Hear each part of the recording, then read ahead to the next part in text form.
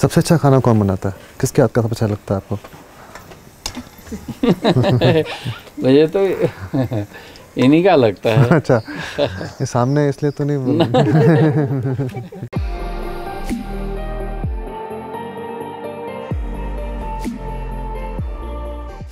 देवभूमि उत्तराखंड में आपका स्वागत है। हम अपने कुमाऊं फूड जर्नी की शुरुआत कर रहे हैं खुरपाताल लेक के पास में बने हुए एक बहुत ही खूबसूरत होम स्टे से, जिसका नाम है जेजेस विलेज। और इस होम स्टे के संस्थापक मिस्टर हेमंत बिष्ट जी हमारे साथ हैं। स्वागत है अनुभव आपका हमारे जेजेस विलेज में, बहुत बहुत स्वागत है। Thank you sir.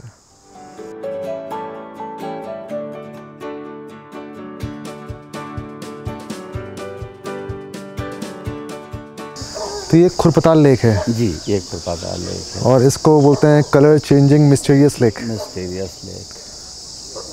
एक्चुअली इसके नाम के पीछे भी बहुत सारी बातें हैं सर। क्योंकि नाम इसका खुरपाताल लेक है, तो लोगों का कहना है, लोग कहानियाँ बना देते हैं। कोई कहता है कि इसका शेप खुरपे के आकार का है, that's why it is called Khurpatal, खुरपे के आकार का। कुछ लोगों ने कहानियाँ बना दी कि जब एक बीमारियां होती हैं जानवरों को ना, उनके खुर पकने की, खुरपका, तो जब खुरपका बीमारी होती थी जानवरों को, तो इस लेक में उनको पैर वहाँ डिप कर देते थे ताकि बीमारी मतलब कॉन्टामिनेशन कम हो, बीमारी को कीटाणु मर जाए। ये कहानियाँ बना दी। लेकिन जो इसका एक्चुअल जो मैं आपको बताऊं, ये गांव का नाम वैसे खुरपाताल है, लेकिन इसका जो राजस्व नाम है, जो सरकारी अभिलेखों में इसका नाम है, वो कुरपखा है। कुरपखा का मतलब कुर लैंटाना एक झाड़ी है, और पखा का मतलब पखेला मीन्स स्लोपिंग लैंड, वो तो कुरपखा इसका राजस्व नाम था, सरकारी नाम। तो अंग्रेज़ों के जो बोलने का है, उनकी टंग है, वो कुरपा ऐसे तो बोलेंगे, वो खुरपा बोलेंगे। तो कुरपखा ताल इसका होगा इतिहास में नाम। फिर उन्होंने अंग्रेज़ों के बोलने में खुरपाताल हुआ, तो उसके बाद खुरपाताल पड़ गया। इसका एक्चुअली जो है वो ये है विश्लेषण इसके नाम का। बाकी लोग तो कहानियाँ कहते रहते हैं। अब मिस्टीरियस लेक तो ड्यू टू कलर चेंजिंग, रंग बदलता है इसका, इसलिए लोग कहते हैं मिस्टीरियस लेक है जी। और क्यों कलर बदलता है इसका? जी, कलर बदलने का भी, इसकी भी बड़ी कहानियाँ बना रखी हैं, और वो कहानियाँ शायद इसलिए भी बनाई हो कि पॉल्यूशन ना हो, लोग इसको गंदा ना करें। तो कहानियाँ इस तरह की बनी हैं कि ये दिव्य तालाब है, डिवाइन लेक है। तो डिवाइन लेक है, वो कहते हैं कि अगर कोई किसी ने इसमें गंदगी की और इसमें इसको पॉल्यूट किया, तो तत्काल जो है देवी प्रभाव डालती है, और उस साइड का, जिस साइड को ज़्यादा पॉल्यूट होता है, तालाब गंदा होता है, तो उस साइड को रेड कलर हो जाता है। तो अगर रेड कलर होता है तो कोई ना कोई अशुभ की आशंका होती है। ये अंधविश्वास था, लोगों का मानना था। तो लोग कहते हैं कि ये देवी की वजह से या डिवाइन कोई पावर्स हैं, उनकी वजह से इसका कलर चेंज होता है। तो अब डिवाइन पावर्स मानिए आप, क्योंकि जो कुछ भी हो रहा है कहीं ना कहीं प्रकृति के कारण हो रहा है। तो इसका कलर चेंजिंग का बेसिक फंडा ये है सर, कि इसमें जो शैवाल होते हैं, जैसे हमारे एल्गी होती है ना, एल्गी, वो प्लांट्स की इसमें 44 स्पीसीज़ हैं। और जितने भी शैवाल हैं सर, उनके नामकरण जो रखे गए हैं, नोमेनक्लेचर रखे गए हैं, वो इस तरह से रखे गए हैं कि जैसे अगर क्लोरोफाइटा है तो वो ग्रीन रंग का है, क्लोरो। रोडोफाइटा है तो वो शैवाल जो है रेड रंग का है। ऐसे ही पायरोफाइटा है, और जितने भी नाम हैं, रोडोफाइटा, पायरोफाइटा, फियोफाइटा, वो अकॉर्डिंग टू कलर के हिसाब से उन शैवालों के नाम हैं। तो जब शैवालों में रिप्रोडक्शन होता है, शैवालों की जो बीज बनते हैं, बीजाणु बनते हैं, स्पोर्स, तो उनके कलर वो अकॉर्डिंगली होते हैं। जैसे अगर रोडोफाइटा है तो उसके शैवाल रेड कलर के होंगे। तो जब रोडोफाइटा में इसमें रिप्रोडक्शन होगा तो उन दिनों रेड कलर के स्पोर्स लेक में आएंगे, और ऐसी लाइट का जो जितनी भी लाइट प्रवेश करती हैं तो वो रेड कलर का वो डिफ्लेक्शन होता है, रिफ्लेक्शन होता है, तो उस साइड को ये रेड हो जाती है उन दिनों। आजकल जैसे क्लोरोफाइटा का बहुत ज़्यादा इसके अंदर रिप्रोडक्शन हो रहा होगा, और इसमें हरे रंग के बीजाणु डेवलप हो रहे होंगे, तो ग्रीन हो गया। तो ड्यू टू स्पोरलाइजेशन, मतलब स्पोर्स बनने के कारण इसका कलर चेंज होता है, और वो भी स्पेशली एल्गी या शैवाल का, इसलिए कलर चेंज होता है।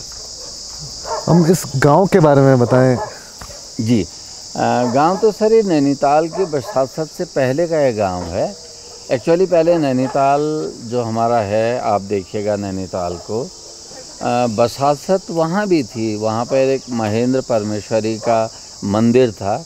लेकिन देखिए उन दिनों के हमारे जितने भी बुजुर्गवार होंगे, इतने सख्त नियम उन्होंने, इतने कठोर नियम बनाए थे कि आदमी शूज पहन के उस शहर मतलब उस एरिया में नहीं जाता था, और अंधेरे के बाद वहाँ नहीं रहता था, और सुबह सूर्योदय के बाद जाता था, और शाम को सूर्यास्त से पहले वहाँ से बाहर निकलना होता था, ताकि हमारे तालाब को, हमारे पर्यावरण को कोई नुकसान न पहुँचाए।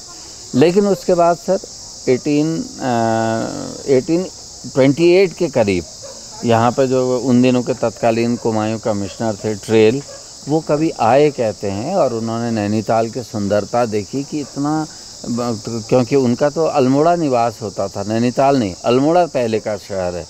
तो उन्होंने सोचा कि अगर मैं इस शहर को लोगों के बीच में प्रचारित कर दूंगा, क्योंकि उन दिनों ब्रिटिश सत्ता थी, तो लोग यहाँ बसासत करेंगे और इतना सुंदर पर्यावरणीय दृष्टि से खराब हो जाएगा। तो उसने ये बात ट्रेल साहब ने नहीं बताई। लेकिन इत्तेफाक देखिए सर, 1841 में एक शाहजहाँ, ये जो शाहजहाँपुर का एक व्यापारी था, उनका नाम था पीटर बैरन। वो अपने दो फ्रेंड्स के साथ, पीटर बैरन 2 फ्रेंड्स के साथ नैनीताल आए, कैप्टन सी और कुक के साथ, और अल्मोड़ा से, ये दिस इज खुरपाताल, इसके बाद नैनीताल, उसके बाद बहुत सारी पहाड़ियों के बाद नॉर्थ में अल्मोड़ा है। तो अल्मोड़ा में लोग जाते थे लेकिन यहाँ नहीं आते थे। तो वहाँ आए, जब नैनीताल की 7 पहाड़ियों में से एक पहाड़ी से नीचे देखा उसने, तो वहाँ पर तालाब देखा। उसको लगा ये तो बिल्कुल हमारे इंग्लैंड की जैसी बसासत है यहाँ, और बिल्कुल फॉग उस समय आया हुआ होगा। तो उसने कहा ये तो ब्रिटिश फॉग है, इंग्लैंड की तरह यहाँ पे कोहरा है, तो ज़रूर ये जो ज़मीन है ये हमारे इंग्लैंड के वासियों के लिए, ब्रिटिशर्स के लिए बहुत बढ़िया है। तो फिर उसके बाद वो आए यहाँ, दोबारा आए, और फिर उन्होंने अपने नाम करवाया, मतलब ब्रिटिश शासकों के नाम करवाया, सेटलमेंट हुआ, फिर जाके नैनीताल में। और उन्होंने फिर आगरा अखबार में पिलग्रिम के नाम से वो लिखते थे, जो व्यापारी थे रोजा शाहजहाँपुर के पीटर बैरन, उन्होंने पिलग्रिम के नाम से लिखा कि ऐसी ऐसी जगह है इतने एल्टीट्यूड में, और नैनीताल, मतलब उन दिनों इसका नाम नैनीताल कहते होंगे, और ये बहुत सुंदर है, और बिल्कुल इंग्लैंड की तरह यहाँ की क्लाइमेट है, ऐसी सुंदरता है। तो फिर यहाँ ब्रिटिश सेटलमेंट हुआ और बसासत हुई। तो ये है यहाँ की बसासत। तो ये जो खुरपाताल था सर, नैनीताल से पहले की बसासत इसलिए थी, यहाँ पे लोग यहीं के इन्हेबिटेंट रहते थे। कालाढूंगी से नैनीताल को, इधर को लोग पैदल जाते थे, और ये माना जाता था कि मुजफ्फरनगर से गुड़ लेने लोग मुजफ्फरनगर जब जाएंगे तो वहाँ से पैदल यहाँ से नैनीताल के रास्ते रातीघाट देन अल्मोड़ा जाते थे। तो ये पैदल रास्ता था। और उसके बाद सर यहाँ एक बात है कि बाद में तो यहाँ कॉर्बेट का भी ये एरिया रहा, और यहाँ पर पहले कुछ ही परिवार होंगे, 2-4 परिवार होंगे जो बाहर से आए, उसके बाद उनके बच्चे हुए, फिर बाहर के लोग यहाँ पर अल्मोड़ा से आकर के बसने लगे, और कुछ समय के लिए यहाँ पर शेवुड कॉलेज भी यहाँ रहा। कहते हैं कि नैनीताल का शेवुड कॉलेज एक बार यहाँ शिफ्ट किया अंग्रेज़ों ने, लेकिन इस लेक का आउटलेट कहीं नहीं है ना, नीचे है। तो ये आउटलेट नहीं होने के कारण उन दिनों प्लेग फैला बताते हैं, तो यहाँ पे कुछ लोग हताहत हुए, कुछों की मौत यहाँ पे हो गई। तो फिर शेवुड कॉलेज यहाँ से शिफ्ट हो गया। फिर ब्रिटिश आयरन कंपनी यहाँ पर आई। ब्रिटिश आयरन कंपनी का मतलब यहाँ के ये जो चट्टानें हैं, जो पत्थर हैं, इनमें कहीं ना कहीं आयरन ओर है, लोहा व्याप्त है। तो यहीं पर ब्लास्ट फर्नेस है ऊपर, कल मैं आपको दिखाऊंगा। उससे ब्लास्ट फर्नेस में गर्म किया जाता था एक सर्टेन टेम्परेचर पर, और लोहा निकाला जाता था। मेटलर्जी होती थी आयरन की। तो लेकिन उसके बाद धीरे धीरे लोग आते गए और बसते गए, और यहाँ पर छोटी छोटी ज़मीनों में लोग अपनी खेती बाड़ी करते हैं, पशुपालन भी करते थे। अब तो ज़माना बदला, अब एडवांस हो गया है, लेकिन मूलतः यहाँ किसानी के लिए, मतलब टिलर्स कह सकते हैं, कृषक तो नहीं, इतनी ज़मीन नहीं है, और पशुपालन के लिए ये बहुत ही आदर्श स्थान था, सब्जी उत्पादन के लिए। ये इस गांव की कहानी है सर। यहाँ पे कितने घर हैं? यहाँ पे सर करीब करीब ये 3-4 गांवों का क्लस्टर है। एक्चुअली हमारे यहाँ क्या है कि इसको कहते हैं ग्राम पंचायत जी। एक ग्राम पंचायत में कुछ गांवों का समूह एक ग्राम पंचायत कहलाता है। तो ये न्याय पंचायत खुरपाताल है एक्चुअली। तो इसमें फिर कुछ ग्राम पंचायत हैं, ग्राम सभा हैं। तो इतना जो मेनली ये एरिया है, और इसके उधर बहुत सारे घर हैं। ये वाला एरिया तो है ग्राम पंचायत खुरपाताल या ग्राम सभा खुरपाताल। इसके बाद नीचे जोगियोड़ा आता है, फिर एक पातीखेत आता है, इधर सारी आता है। तो ये सब मिला करके यहाँ की आबादी जो है 2 बूथ बनते हैं। तो इसका मतलब करीब करीब 2 बूथ बनते हैं, तो 1500 से 2000 के बीच में यहाँ की आबादी है। तो करीब 100-150 घर होंगे टोटल मिला के। अच्छा, आपने कहा टिलर्स हैं यहाँ के लोग, खेती करते हैं जी। तो किस चीज़ की खेती होती है यहाँ पे? खेती यहाँ मोस्टली मैं आपको दिखाऊँ, यहाँ सब्जियों का उत्पादन ज़्यादा है। क्योंकि गेहूँ आप कितना उगा लीजिएगा, अगर पहले तो लगाते थे गेहूँ, ज़मीन इतनी कम है कि साल भर के लिए आप गेहूँ उगाएंगे। तो कैश क्रॉप को ये लोग ज़्यादा महत्ता देते हैं। कैश क्रॉप यहाँ की ज़मीन की विशेषता है सर, यहाँ बजरी वाली ज़मीन है ना। जो बजरी वाली ज़मीन में माना जाता है कि कोई भी ज़मीन के अंदर वाली कोई भी फसल है वो मीठी होती है, उसका स्वाद अच्छा है। तो यहाँ पर गाजर, मूली, शलगम, चुकंदर, रेडिश, ये सारी तो प्रोमिनेंटली, और आलू का तो ये बहुत ख़ास इलाका माना जाता है। जब लोग यहाँ से अगर आप कहिएगा खुरपाताल का आलू दे दीजिए, तो लोग बिल्कुल शौक़ से वो ज़्यादा कीमत में ले लेते हैं, बहुत साफ़ होता है। तो मैं अभी आपको दिखाऊंगा। और उसके अलावा यहाँ मटर बहुत ज़्यादा है, कोरिएंडरम है, धनिया बहुत ज़्यादा होता है। तो लोग उगाते हैं, छोटी छोटी लैंड में उगाते हैं, अनसीजनल उगाते हैं और बेचते हैं। उसके बाद अच्छी वो अर्निंग ले लेते हैं, इसलिए सब्जियों का गढ़ माना जाता है।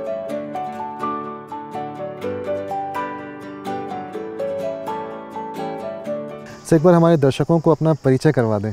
मैं हेमंत बिष्ट हूँ और मैं रिटायर्ड बायोलॉजी लेक्चरर हूँ। मेरे लेखन में भी बहुत ही मुझे रुचि है। मैं संचालक हूँ विभिन्न कार्यक्रमों का, और उत्तराखंड का राज्य गीत, उत्तराखंड का पोषण गीत, ये मेरे द्वारा लिखी गई हैं।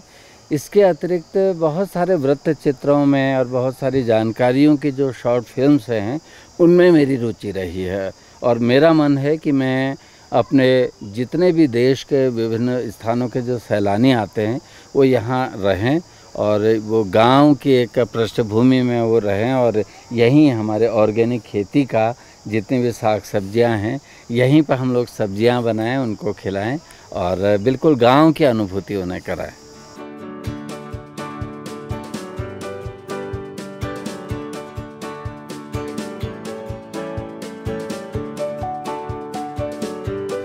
तो यहाँ पे जो मैन्योर यूज़ किया जाता है वो गोबर?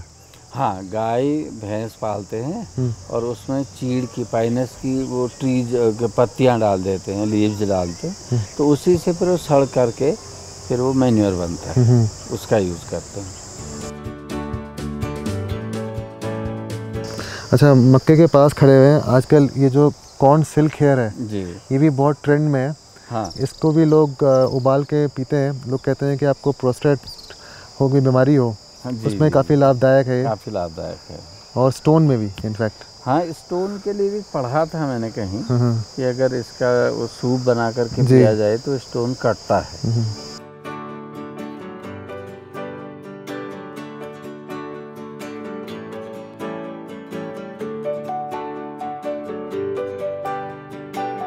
ये तिमूर जाइलोपैंथा, ये तिमूर है। इसको अगर आपने जीभ पे रखें तो एक हल्की सी झंझनाहट सी होती है, और इसको हम टिंगलिंग कहते हैं, और बहुत ही अच्छा फ्लेवर आता है। हमने नेपाल में इसे बहुत खाया था।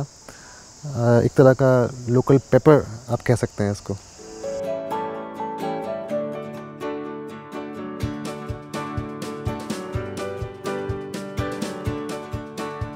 ये पहाड़ी है, वो खीरा अलग होता है, ककड़ी अलग होती है पहाड़ी वाली, बहुत लंबी लंबे होते हैं। कहते हैं एक्चुअली है खीरा है। ये बहुत लंबी लंबी होती है, जितना बड़ा हमारा छोटा बच्चा है इससे भी बड़े होते हैं। अच्छा। वाली ककड़ियाँ, हाँ। एक हम नाम रखी थी, वो पता नहीं किसने तोड़ दी ना, वो नहीं तो आज दिखा। यहाँ तो बहुत थी। यहाँ मेरे ध्यान में आ रहा था वो ककड़ी जो हम लोग हरी वाली खाते हैं, धारी बनी होती है, रिजेस बने होते हैं उसमें, मुझे लगा था वो ककड़ी है। हाँ, वो प्लेन्स में होती है। हाँ, वही मैं कह रहा था, मैं क्या अक्टूबर तक मिलता है यहाँ पे, मतलब काफी। ये खीरा है, लेकिन यहाँ पहाड़ की भाषा में इसको ककड़ी कहते हैं।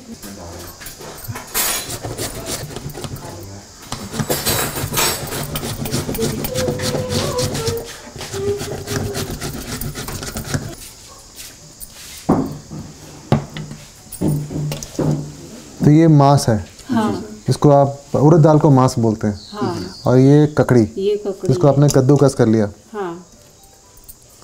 अब इसका पानी निकाल के कद्दूकस करके इसका पानी निकाल दिया।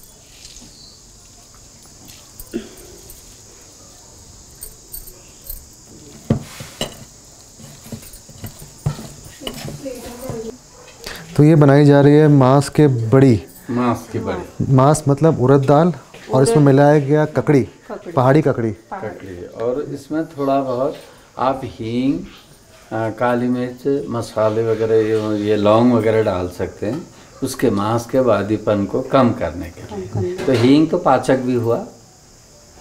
और उसके बाद इसको धूप में सुखाएंगे। हाँ, इसको कई दिनों तक धूप में सुखाते हैं। और उसके बाद इसकी सब्जी बनती है जी। हाँ। और ये पूरे साल इस्तेमाल किया जाता है। पूरे साल ये स्टॉक हो जाएगा, क्योंकि कई दिन इसको सुखाने के बाद जब इसके वाटर कंटेंट पूरे उड़ जाएंगे, पानी उड़ जाएगा, तो फिर इसको कांच के बर्तनों में या कोई आप किसी भी बंद बर्तन में रख सकते हैं, और साल भर फिर आप इसका यूज करते रहिए, अगले अक्टूबर तक करते रहिए।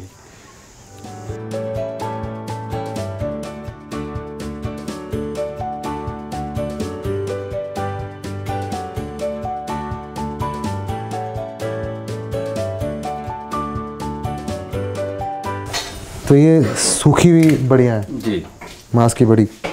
अब ये बिल्कुल सूख गई है, इसको अब हाँ बिल्कुल इसको यहाँ से अलग करके आप रख सकते हैं। अब ये स्टॉक करने के लिए तैयार है और खाने के लिए भी पकाने योग्य हो चुकी है। तो स्नेहा जी बना रही है मांस की बड़ी। पहले कढ़ाई में तेल डाला, इसके बाद बड़ी भूनेंगे। इसे पानी में भिगो कर रखा, मॉर्निंग में भिगो दिया था ताकि ना थोड़ा सॉफ्ट हो जाए। अब इसको फ्राई करेंगे। हाँ जी।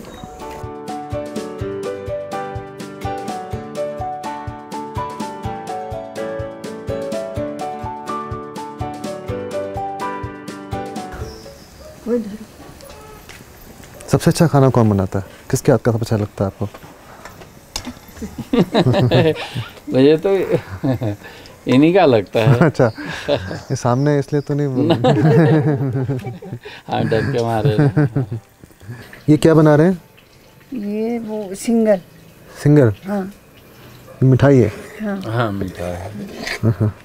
इसमें क्या क्या है? इसमें सूजी, घी, दही, केला, सौंफ।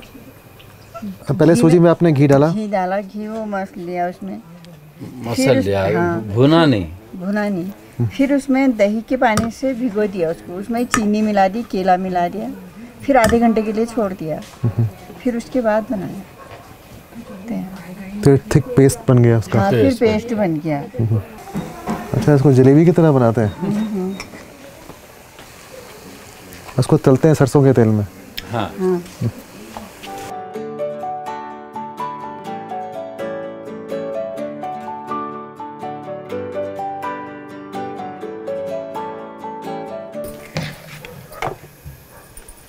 अब इस तेल में डाल रहे हैं लहसुन और हरी मिर्चें।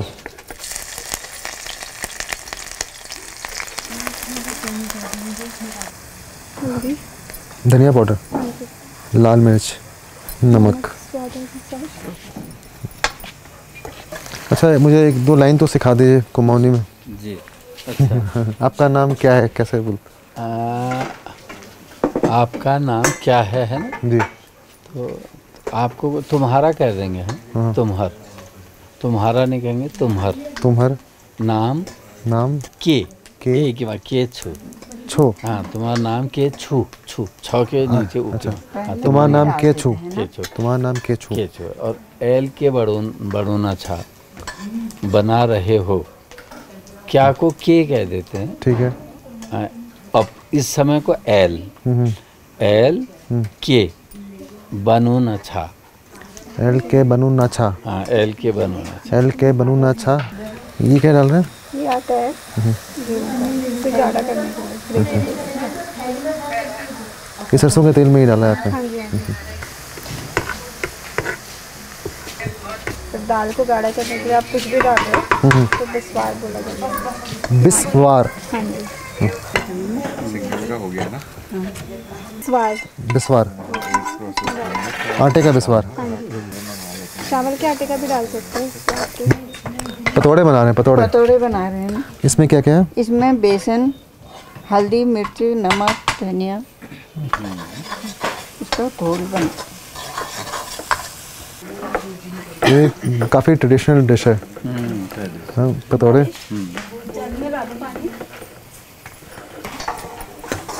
कितना अच्छा लग रहा है, पूरा परिवार लगा हुआ है। ये अरबी के पत्ते पे इस अरबी पे बेसन का लेप लगा रहे हैं। बेसन का लेप, फिर ऐसे फिर एक के बाद एक पत्ते ऐसे लगाते रहे इनको। लेयर जैसी बनी। लेयर 7-8 पत्ते लगाते हैं ऐसे।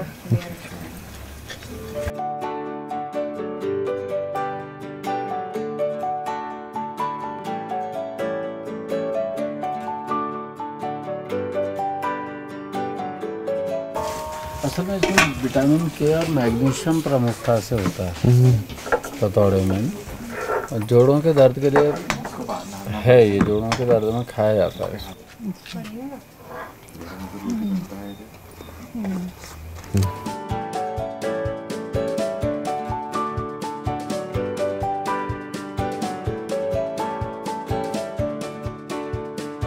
नीचे से देग में पानी रख के ऊपर से छन्ना में इसको रख के फिर 20 मिनट इसको भाप में तैयार होने दे देते हैं। फिर ऊपर से ढकते हैं। अब ये 20 मिनट तक पकेगा इस भाप में? हाँ, भाप में तैयार हो जाएगा।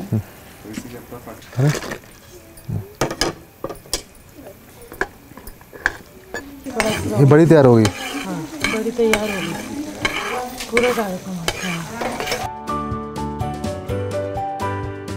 चलिए, हमारी एक डिश बड़ी तैयार हो गई, मिठाई तैयार हो गई और पतोड़े तैयार हो रहे हैं। ये बड़े बना रहे हैं। हाँ। ये उड़द दाल का पेस्ट है, ऊपर धनिया है। अब डाल रहे हैं हल्दी, लाल मिर्च और धनिया पाउडर, नमक। हींग का पूरा इस्तेमाल किया जाता है। बड़े में कटोरे में दूं या फिर उसमें जग में? हल्की हल्की ठंड लग रही है। स्वेटर। अक्टूबर का महीना है, दिल्ली में गर्मी थी और यहाँ हल्की सर्दी।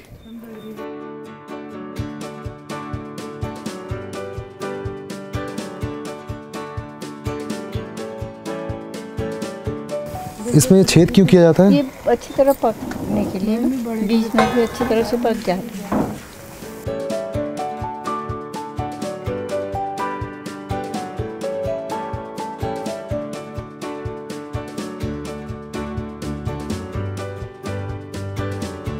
यहाँ पे बनाई जा रही है भांग की चटनी। हाँ, भांग की चटनी। इसमें भांग डालेंगे तो इसको ब्राउन करेंगे।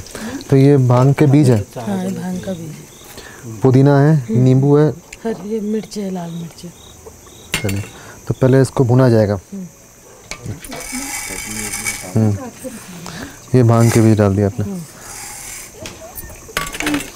तो भांग की चटनी अमूमन रोज़ खाने में तैयार खाई जाती है? हाँ,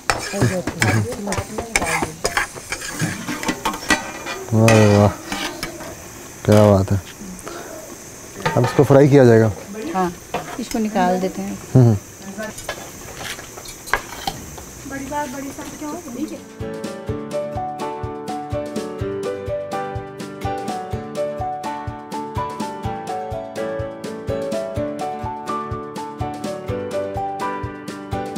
जो बाहरी पत्ता है उसको निकाल देते हैं। हाँ, बाहर का पत्ता ना। अब इसके पीसेस काट लेंगे। हाँ,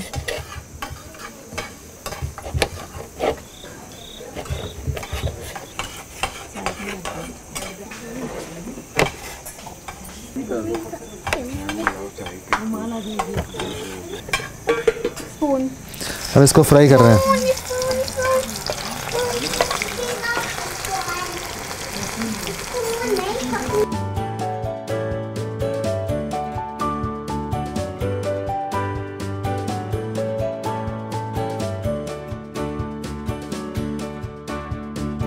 ये बनाई जा रही है भांग की चटनी। भांग को आपने पहले भून लिया, लाल मिर्च को भी भून लिया, ये रहा पुदीना और नींबू। अच्छा, इसमें देखिए भुनने के बाद भी इतना रस है कि वो निकल रहा है।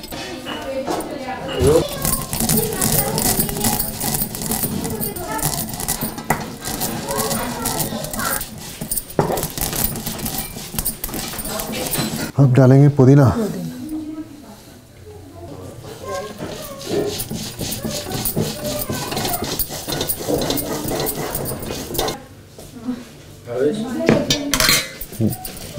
खुशबू बहुत ज़बरदस्त है इसकी। अलग-अलग सीजनल सब्जियां हो जाती हैं। चटनी तैयार हो गई, अब सिर्फ नींबू डालना बाकी है ना।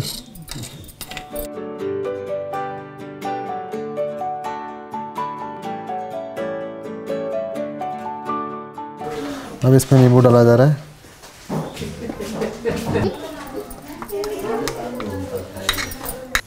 यहाँ बना रहे हैं कुमाऊनी रायता। कुमाऊनी रायता सिलवट्टे पे राई को पीसा जा रहा है। क्या भाभी? ये आपने खीरा को कद्दूकस किया हुआ है। हाँ। इसमें राई डाल रहे हैं। अब इसमें राई डालेंगे, इसमें हम नमक डालेंगे और हल्दी डालेंगे।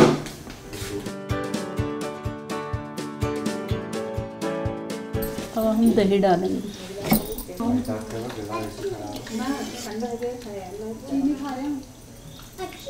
इसको मैश कर लेंगे।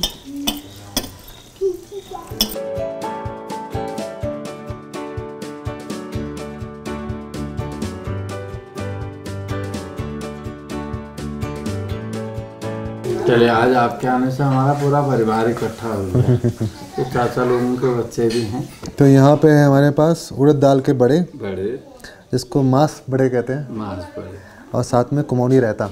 जी। कुमाऊनी रायता बनते हुए देखा हमने। जो मुझे लगा मेन जो की इंग्रेडिएंट है जी, वो राई है। वो राई है बस। राई इसको ना वो एक अलग स्वाद जो है वो राई का ही आता है इसमें। और ये अब पतौड़े आ गए। पतौड़े जी।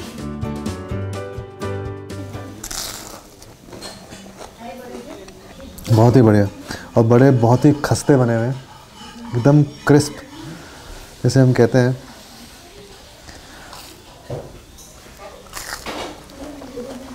ये रायता बहुत रिफ्रेशिंग भी है। हाँ बिल्कुल। अब ट्राई करते हैं पतौड़े। जी। तो यहाँ पे सिंह संक्रांति मनाते हैं, जिसे घी संक्रांति कहते हैं। घी संक्रांति या सिंह संक्रांति की विशेषता ये सर कि उस दिन आदमी पतौड़े शुरू करता है। उससे पहले अगर वो पतौड़े खाएगा तो संभवतः है कि इसका कोई अलग प्रभाव होता होगा, अलग इफेक्ट होता होगा। और ज़्यादा वर्षा खा के, ज़्यादा पानी खा के थोड़ा मैच्योर हो जाता होगा, इसका कसैलापन भी कम हो जाता है। और उस समय तो ऐसी परंपराएं बना दी हैं ताकि इस त्यौहार में ये चीज़ ज़रूरी खाई जाए। यहाँ तक भी एक कहावत है कि अगर घी संक्रांति के दिन आपने खूब घी अपने मस्तक में नहीं रख लिया और घी का बना भोजन नहीं खाया, तो आप समझिए कि आप अगले जन्म में स्नेल बनेंगे। स्नेल का मतलब घोंघा। जी जी। और जो बिल्कुल स्लगिश सा पड़ा रहता है। उसके पीछे ये तर्क रहा होगा कि गर्मियों में तो इतना भारी भरकम भोजन कोई खाएगा नहीं, पचेगा नहीं। अब ये है ऋतु का ट्रांसफॉर्मेशन, ट्रांजिशन चल रहा है ना, ऋतु परिवर्तन हो रहा है। गर्मी के बाद बरसात आ रही, बरसात के बाद अब जाड़े आने शुरू हुए। तो ऋतु परिवर्तन में उस समय अब हम पतौड़े भी खा सकते हैं, अब हम घी भी खा सकते हैं। अब तो ठंड के दिन आ गए, तो अनिवार्यतः घी खिलाने के लिए ऐसे डरा दिया हमारे धर्म में कि इस दिन घी नहीं खाएंगे, तो फिर आप गनेल कहते हैं, गनेल बनेंगे, मतलब स्नेल बनेंगे। तो शायद यही इसका विज्ञान होगा, यही तर्क होगा। ये कब होता है घी संक्रांति? ये इस साल तो था 16 अगस्त को। अच्छा जी, बहुत ही बढ़िया बना है। ये भी बिल्कुल एकदम क्रिस्प फ्राई हुए हैं। हाँ, इसमें बेसन लेकिन बस इसका ये है कि वही कुछ सिलिका भी शायद होता है इसमें, तो खाने में कुरुक कुरुक की आवाज़ भी आती है। और ठीक से अगर परफेक्टली नहीं बनेगा शायद वो कहीं करेगा मुंह में। एक पहाड़ी में उस स्वाद को कुकेली कहा जाता है, कसैलेपन को। तो आदमी ये भी हमारे यहाँ बड़ी मतलब ये अच्छी बात है, और दादी नानी कहते भी हैं कि जो नहीं आती है बहू तो उस साल पतौड़े बनवाते हैं उससे। जिस साल शादी करके वह आती है तो पहली घी संक्रांति के दिन उसके हाथ से पतौड़े बनवाए जाते हैं। और लगता है कि इसका व्यवहार कैसा होगा। अगर उसने बहुत परफेक्टली बना दिया, शांत भाव से बना दिया, तो मीठे व्यवहार की होगी, और नहीं तो उसका व्यवहार थोड़ा कसैला होगा अगर वो ठीक से ना बना पाए। देखिए कितनी बढ़िया, कितनी अच्छी अच्छी कहानियाँ उसमें जोड़ी जाती हैं।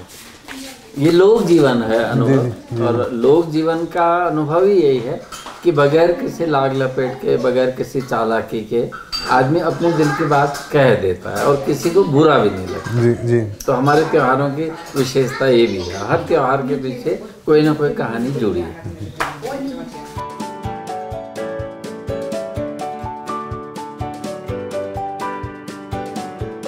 जो लिखा है ये मकोटा भान, मकोट का मतलब ननिहाल। तो जब बच्चा पहली बार अपने ननिहाल जाता है तो नानियाँ या ननिहाल पक्ष बच्चे को बर्तन देते हैं, छोटे छोटे बर्तन, क्योंकि बच्चे को खुशी होगी छोटे बर्तन खिलौनों की तरह। तो इसको वो मकोटा भान कहते हैं, और इसको समृद्धि का प्रतीक, खुशहाली का प्रतीक माना जाता है। तो बर्तन भेंट की जाती है। और ताम्र तो हमारे यहाँ बहुत ही मतलब शुभ माना जाता है। तो ताम्र कलश है जिसको फौला कहते हैं। और बर्तन पहले माना जाता था जितने भारी भरकम हो, कांसे के, पीतल के, वो उतना समृद्ध परिवार माना जाता था। तो ये सब, ये गड़वा है या ये पीतल के बर्तन हैं, ये सब पारंपरिक बर्तन है। पारंपरिक बर्तन है पहाड़ में इस तरह के बर्तन। और ये मैं एक चीज़ और दिखाना चाहूँगा कि हमारे यहाँ जो काष्ठ कला है, काष्ठ कला बहुत ज़्यादा महत्वपूर्ण इसलिए हो जाती है। जैसे ये बर्तन आप देख रहे हैं, ये वाले को देखिएगा, इसका नाम है विनोद जी नाली। नाली, तो नाली हमारे पहाड़ की एक बहुत ही समृद्ध परंपरा है। जैसे आप ज़मीन को नापते हैं तो स्क्वायर गज, स्क्वायर मीटर में नापते हैं, कहते हैं ज़मीन इतने स्क्वायर गज है। पहाड़ में देखिएगा वो स्लोपिंग लैंड है, ऐसे टेरेस फार्मिंग है, तो नापने में भी दिक्कत होती होगी। तो वहाँ ये माना जाता है कि इस बर्तन में जितना बीज होगा, उस बीज को आप जितने खेत में छिटकेंगे तो एक नाली में जितना बीज होगा वो 2160 स्क्वायर फीट के बराबर आप जाएगा, एक्यूरेट। तो एक नाली ज़मीन अगर आपने कहा एक नाली, तो समझिए इस बर्तन के बीज को जितने मैदान में फैलाया गया है और उसका जो रिजल्ट आएगा वो आएगा 2160 स्क्वायर फीट। तो ये नाली, ये नापने का एक नया पैमाना है, मेजरमेंट का। अच्छा, इससे छोटा इसका जो यूनिट है फिर वो माणा कहलाता है। ये माणा है, तो इससे नापते हैं। और एक नाली में अगर आप उसको कन्वर्ट करें तो ये 2160 स्क्वायर फीट के लिए पर्याप्त बीज होगा। और एक नाली में 4 माणे होंगे, जो आपको दिखाया है 4 माणा। और 4 माणे का मतलब 16 मुट्ठी। देखिए मतलब 4 मुट्ठी बीज जितने में जाएगा वो एक माणा। 4 मुट्ठी बीज को जितने में आप बोइएगा वो जो है वो एक माणा हो गया। और 4 माणे का बीज जितने में फैलेगा वो एक नाली हो गया, और वो हुआ 2160 स्क्वायर फीट। इसके अलावा यहाँ पर देखिए सर, ये है, इस बर्तन को कहते हैं ठेकी। तो पहले दूध, दही, ऐसी दही, घी, इन सब जो चीज़ों को रखने के लिए ये ठेकी होती थी। इससे बड़े फिर वो उधर रखे हैं, मैंने डोंको कहते हैं, वाली जो है डोंको है। और जो छोटा है जैसे इसको कोहड़ी कहते हैं। तो इसकी विशेषता है कि अगर तेल रखा है, मान लिया तेल रखा है और कोई बच्चे से ठोकर भी लगी, इसकी वो बैलेंस है उनका ऐसा बनाया गया है, तो ठोकर भी लग जाएगी तो वो आखिर में सीधा ही हो जाएगा ये। अच्छा, तो ये एक बड़ा साइंटिफिक तरीके से इसको कोहड़ी कहा जाता था, इसमें तेल वगैरह रखा जाता था। और उन दिनों ये माना जाता था कि जैसे अगर आप मंदिर में कोई बर्तन रख रहे हैं तो काष्ठ का रखिए, क्योंकि काष्ठ जो है पेड़ से ये इसका निर्माण हुआ है, तो इसको पवित्र मानते हैं। ये कहने का मतलब है कि हमारे ट्रेडिशन में पेड़ों को देवता के समान शुद्ध माना गया है। तो काष्ठ से मंदिरों का रुई है या पूजा का सामान है, धूप वगैरह है, इसमें काष्ठ का बनाना उचित माना जाता था। और इस तरह के जैसे मूसल है, ये यहाँ के पारंपरिक कुछ हैं, ये जो लकड़ी के काष्ठ के बर्तन हैं। अब जैसे वो टोकरी है सटे, वो जो एक आप देखिएगा उसके पीछे भी बड़ी कहानी है। ये है ना भिटौली छापर। भिटौली छापर हमारे यहाँ ये माना जाता है कुमाऊं में कि जब मतलब अप्रैल के महीने में भाई अपने बहनों को भिटौली भेंट देने के लिए जाते हैं। और क्योंकि उन दिनों बड़ी मुश्किल से ये माना जाता था कि मतलब बहनें ससुराल में बहुत दुखी भी हैं, बहुत काम करना है, और तो उस बहाने अनिवार्य रूप से भाई चैत्र के महीने में अपनी बहन को कुछ गिफ्ट लेके जाता था। और ये पवित्र बर्तन इस तरह के बनाए जाते थे। तो भिटौली बने भेंट और छापर बने टोकरी।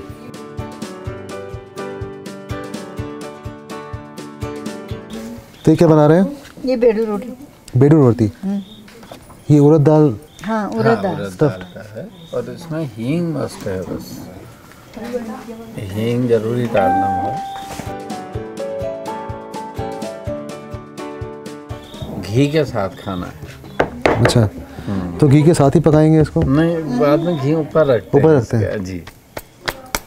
और जो मैंने आपको एक त्योहार बताया था, घी संक्रांति ओलगिया, उस दिन से बेडू रोटी शुरू हो जाती है। उससे पहले गर्मी रहती है ना, और उस दिन से पतौड़े शुरू हो जाते हैं।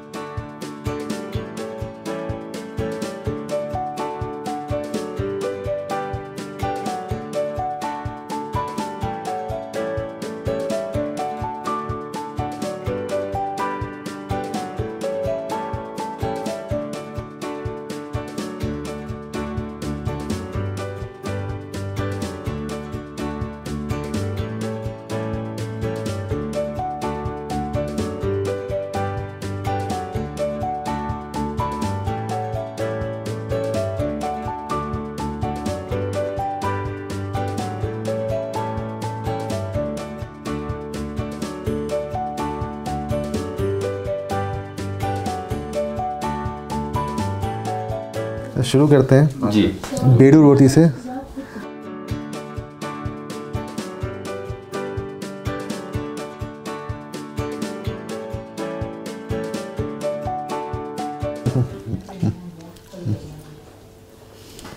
सही है। कैसा लगा? ये घी कितना मीठा है। हाँ, घर का है। घड़ी की गाय का। ये भांग की चटनी है जी।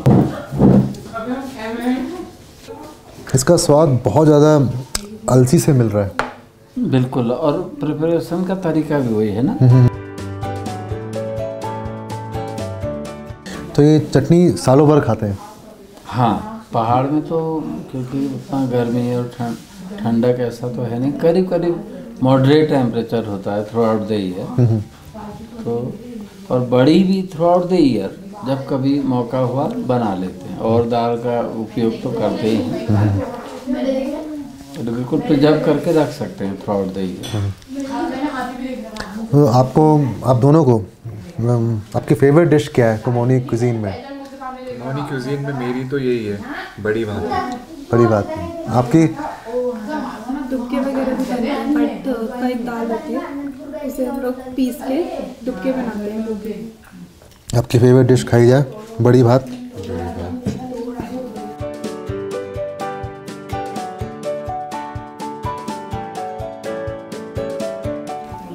तो आप खाना रोज़ पूजा करने के बाद ही पूजा खाते हैं? करने के बाद पहले कमांडली मैं घर का मुखिया हूँ, तो मैं दिया विया जला के पहले पूजा कर लेता हूँ, उसके बाद फिर खाना शुरू होता है। बच्चे खा सकते हैं लेकिन अमूमन उसके बाद ही होता है। पहाड़ में यहाँ पे जैसे हम ये ग्रेवी को ना, एक बहुत अच्छा शब्द है यहाँ पे, उसको रस भी नहीं कहते हम लोग, बाँट कहते हैं। बाँट? हाँ, अगर आपने मटन खाया थोड़ी देर के लिए, तो जो मटन की ग्रेवी होगी उसको हम रस भी नहीं कहेंगे, उसको हम बाँट कहेंगे। उसके पीछे ये तथ्य है कि उसका हिस्सा हो गया है, मतलब उसके भीतर के जो कंटेंट हैं वो फिर रस में आगे, रस के हिस्से का हिस्सा मतलब बाँट, उसे बाँट कहा जाता है। बाँट तो है, मैं एक बड़ी और लूँगा। जी जी जी, बड़ी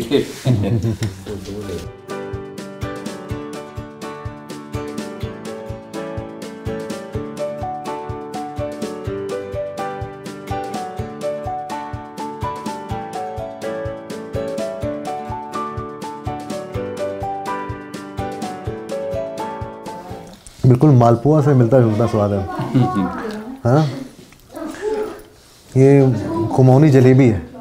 हाँ, कह सकते हैं, शेप तो बिल्कुल वही है जी। और तला गया सरसों के तेल में।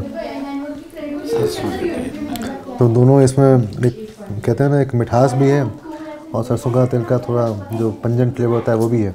हाँ, उसका भी है। सौंफ पाचक के रूप में भी लिया जाता है, सौंफ भी है। बहुत बढ़िया बना, मतलब बाहर से एकदम क्रिस्प है, अंदर से एकदम सॉफ्ट, और सबसे बड़ी बात बिल्कुल ज़्यादा मीठा नहीं है।